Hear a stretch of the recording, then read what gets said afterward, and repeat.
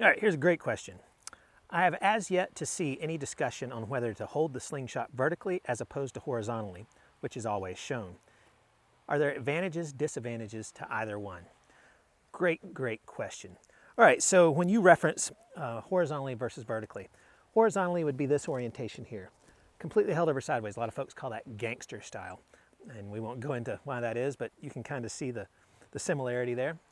But what this effectively does, whether your bands are set up to shoot through the forks or over the top, by holding the slingshot horizontally and drawing the bands back underneath your dominant eye, you're stacking the bands on top of one another.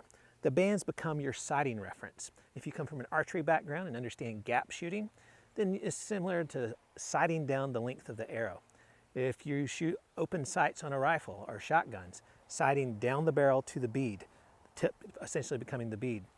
It gives you a repeatable process to come on target from a windage point of view. Your left-right.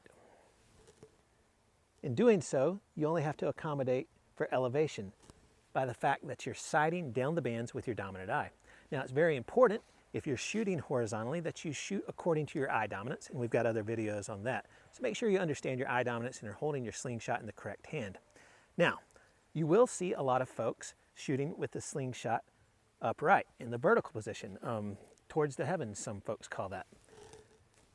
If it works for you, great.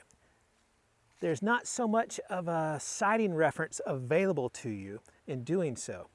What's happening is because you can see the projectile in flight, you learn the path of flight of the projectile, and you can superimpose that upon the target without necessarily using a reference point of the slingshot or the bands themselves. Neither is incorrect. However, you will rarely see a top tournament shooter shooting in an upright position. So it really comes down to personal preference. If you're more of an instinctive style shooter and you're used to shooting with the prongs vertically, go for it. No harm in that.